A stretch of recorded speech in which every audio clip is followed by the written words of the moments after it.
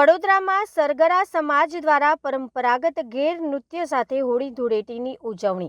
વડોદરા શહેરમાં વસતા રાજસ્થાની સરગરા સમાજ દ્વારા હોળી ધૂળેટીના પર્વની પરંપરાગત અને ભવ્ય ઉજવણી કરવામાં આવી હતી।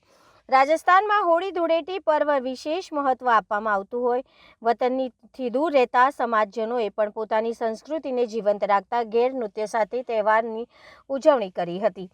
શહેરના ફતેપુરા વિસ્તારમાં આવેલા મારવાડી મોહલ્લામાં છેલ્લા લગભગ 100 થી 150 વર્ષથી વસવાટ કરતા સરગરા સમાજના યુવા એકતા મંડળ દ્વારા હોળી પ્રગટાવ્યા બાદ વિશેષ પૂજા અર્ચના કરવામાં આવી હતી। ત્યારબાદ સમાજની મહિલાઓએ પરંપરાગત ગીતો ગાઈને તહેવારને રંગીન બનાવ્યો હતો, જ્યારે પુરુષોએ ઢોલ અને થાળીના તાલે પ્રખ્યાત લાઠી રાસ રૂપે ગેર નૃત્ય રજૂ કર્યું હતું।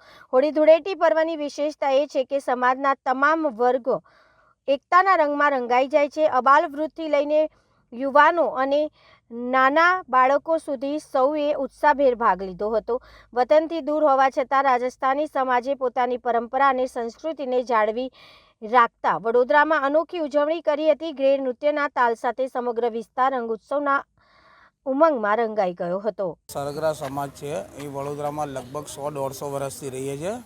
પહેલાં અમે ફતેપુરા રામરાજ હોટલ પાસે રહેતા હતા અને ત્યાં લગભગ 150 વર્ષથી આ ગરબાનું ઘેર જેવું આયોજન કરીએ છીએ ને જે લાકડીઓથી અમે ગરબા જેવું જે લાકડીઓમાં રાસ રમે છે એ રીતે અમે ગરબા આ જે ગરબામાં રમે છે એ રીતે અમે રમીએ છીએ। અને 100-150 વર્ષથી પહેલાં તો રાજા પણ અહીંયા ઘેર જોવા આવતા હતા ફતેપુરામાં, એ પોતે પણ અહીંયા ઘેર જોવા આવતા હતા અને લગભગ 100-150 વર્ષથી અમે વસીએ છીએ અને અમે હર વર્ષે આ પૂનમના દિવસે હોળીને દહન કર્યા પછી આ આયોજન કરતા હોઈએ છીએ। રમેશ મોહનભાઈ સરગરા। આ મારે સરગરા સમાજ છે અને આ ગેરનો ઉત્સવ રાખેલ છે। રાજસ્થાની ગેર જે ગરબામાં જે દાંડિયા વડે ગરબા રમવામાં આવે છે એવી રીતે આ મોટી લાકડી દ્વારા ગેર રાસ રમવામાં આવે છે।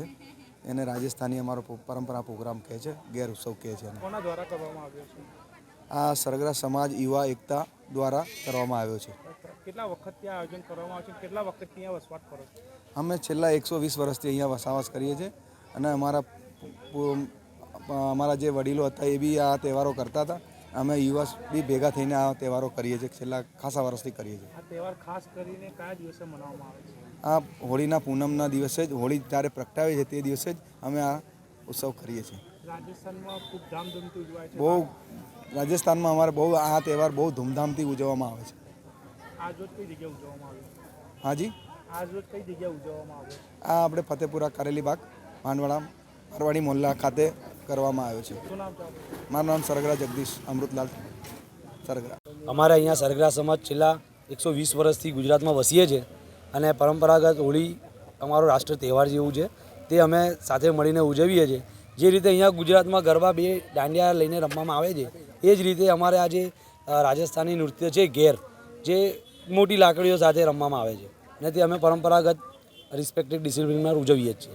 કયા ગ્રુપ દ્વારા મંડળ દ્વારા ઉજવવામાં આવે? અહીંયા સરગરા સમાજમાં યુવા એકતા ગ્રુપ દ્વારા મંડળ દ્વારા આયોજન કરેલું છે। કેટલા વર્ષથી આયોજન કરવામાં? છેલ્લા 100-150 વર્ષથી અમે અહીંયા વસેલા જ છીએ અને છેલ્લા ઘણા વર્ષોથી પરંપરાગત અમે આયોજન કરીએ જ છીએ। આ આયોજન ખાસ કરીને કયા દિવસે કરવામાં આવતું હોય છે? આ આયોજન પૂનમના દિવસે હોળી પ્રગટાયા પછી અમે કરીએ છીએ। શું નામ છે આપનું? મારું નામ નીતિન કુમાર રમેશભાઈ મારવાડી।